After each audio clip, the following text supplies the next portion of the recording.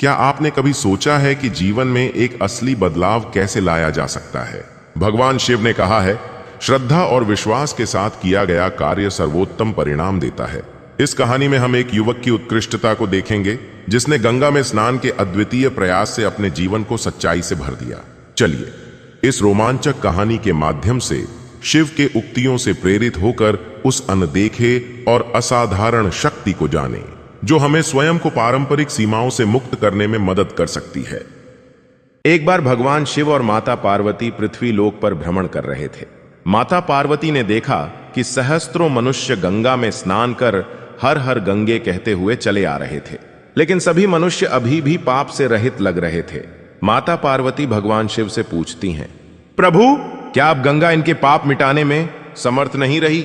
भगवान शिव ने पूछा, पार्वती, तुमने ऐसा सवाल क्यों किया? माता पार्वती कहती हैं, प्रभु, इन सभी मनुष्यों के पापों का अंत क्यों नहीं हुआ? भगवान शिव मुस्कुराते हुए कहते हैं, पार्वती, गंगा तो अभी भी सर्वसमर्थ है, लेकिन इन सभी ने पापनाशिनी गंगा में स्नान किया ही नहीं।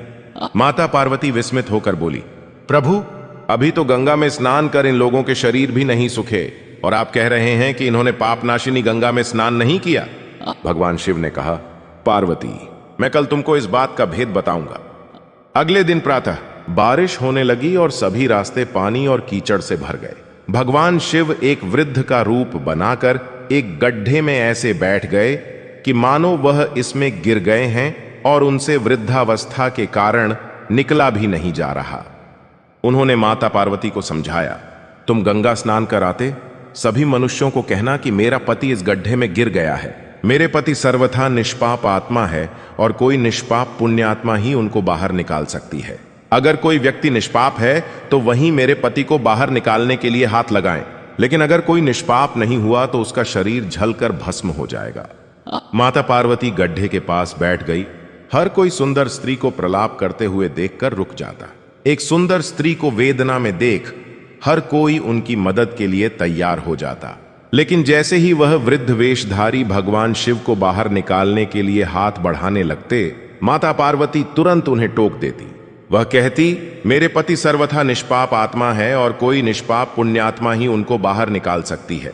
अगर तुम निष्पाप हो तो मेरे पति को बाहर निकालने के लिए हाथ बढ़ाना। मैं तुम्हें पहले ही चेतावनी दे देती हूं कि अगर तुम निष्पाप नहीं हुए तो तुम्हारा शरीर जलकर भस्म हो जाएगा। इतना सुनते ही हाथ आगे बढ़ाने वाले हाथ पीछे कर लेते, क्योंकि उनको लगता था कि हमने जीवन में कभी ना कभी तो पाप किया ही होगा। दूसरे उनके मन में आता है, इस बुढ़े के लिए क्यों अपनी जान जोखिम में डालने। इस तरह सुबह से लेकर संध्या हो गई। हजारों लोग स्नान कर चले गए, लेकिन किसी ने भी वृद्ध को निकालने की हिम्मत नहीं की। शाम के समय एक युवक हाथ में लोटा लिए वहां से गुजरा। माता पार्वती ने उसको भी अपनी व्यथा सुना दी। जब वह मदद करने के लिए हाथ बढ़ाकर वृद्ध के रूप में भगवान शिव को बाहर निकालने गया, तो माता पार्वती ने उसे भी कहा, मेरे पति सर्वथा निष्पाप आत्मा है और कोई निष्पाप पुण्यात्मा ही उनको बाहर निकाल सकती है। अगर तुम निष्पाप हो तो मेरे पति को बाहर निकालने के लिए हाथ बढ़ाना। मैं तुम्हें पहले ही चेतावनी दे देती हूं कि अगर तुम निष्पाप नहीं हुए तो तुम्हारा शरीर जलकर भस्म हो जाएगा। उसने कहा, माता, मैं अभी तो पापी पावनी गंगा में स्नान करके आया हूं और गंगा स्नान के पश्चात तो सभी पाप नष्ट हो जाते हैं। मैं अभी आपके पति को बाहर निकालता हूं। उसने हाथ बढ़ाकर वृद्ध के रूप में भगवान शिव को बाहर निकाल दिया। भगवान शिव और मां पार्वती ने उसको अपने वास्तविक स्वरूप के दर्शन दिए। भगवान शिव बोले, देखो पार्वती, हजारों लोगों में से केवल इस युवक ने ही पूरी श्रद्धा से स्नान किया था कि गंगा स्नान से व्यक्ति निष्पाप हो जाता है। कहने का तात्पर्य यह है कि लोग बिना किसी श्रद्धा और विश्वास के गंगा स्नान करते हैं, इसलिए उनको उसका पूर्ण फल नहीं प्राप्त होता। इसका अर्थ यह नहीं है कि गंगा स्नान का फल नहीं मिलता, लेकिन गंगा स्नान का वास्तविक फल उसी को मिलता है जो पूरी श्रद्धा भावना से स्नान करता है।